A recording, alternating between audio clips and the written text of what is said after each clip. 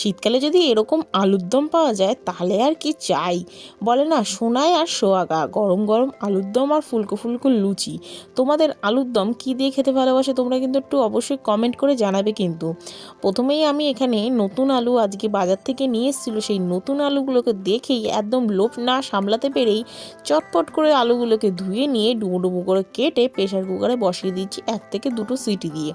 তারপর নামিয়ে নিয়ে হালকা আঁচের মধ্যে আমি অল্প তেল দিয়ে ওর মধ্যে নুন হলুদ দিয়ে একটু হালকা লাল লাল করে ভেজে নিয়েছি। ভেজে ঠেজে নিয়ে তার সেই কড়াইয়ের মধ্যে অল্প তেল দিয়ে গোটা গরম মশলা আর তেজপাতা শুকনো লঙ্কা দিয়ে ভালো করে ওটাকে ফোড়নটা ভাজা হয়ে গেলে, মানে গন্ধ বা ফ্লেভার চলে আসলে, তখন আমি এখানে ক্যাপসিকাম, টমেটো কুচি, কাঁচা লঙ্কা কুচি আর কড়াইশুঁটি একসাথে দিয়ে দেবো।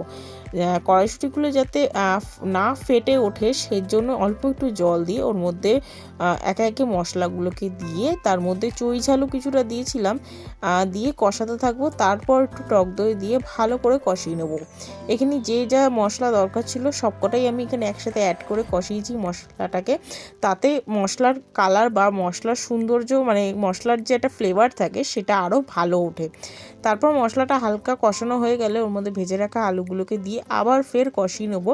আমি একটু গ্রেভি ভাব করবো, ওর জন্য টক দইটা আমি একটু বেশি পরিমাণেই দেবো। তোমরা চাইলে এখানে অন্য কিছু ব্যবহার করতে পারো।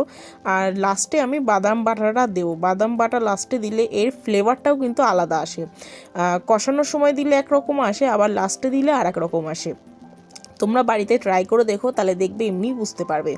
তারপর এমনিও তো আলুর দমে কালার তো এমনি টক দই বাদাম বাটা এসব দিলেই চলে আসবে, প্লাস কাশ্মীরি লঙ্কার গুঁড়ো। আর কি চাই এখানে, আর ফুড কালার বললে এমনি কিছুতেই লাগে না। তারপর প্রথমত কি আমার আলুর দম ফ্রাইড রাইস সবচেয়ে বেশি ভালো লাগে। লুচি পরোটা থেকে এই ফ্রাইড রাইস যদি হয়ে থাকে, আলুর দম আর ফ্রাইড রাইস আমার কাছে তো ফেভারিট খাবার। তারপর এখানে আমি পাশের গ্যাসে দেখতেই পেয়েছিলাম আমি জল গরম করতে বসিয়ে দিয়েছিলাম।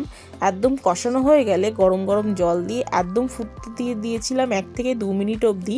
যখন দেখলাম নামানোর সময় হয়ে গেছে তখন গরম মশলা গুঁড়ো দিয়ে একটু ঘি দিয়েছিলাম, তারপর নামিয়ে নিয়ে পরিবেশন।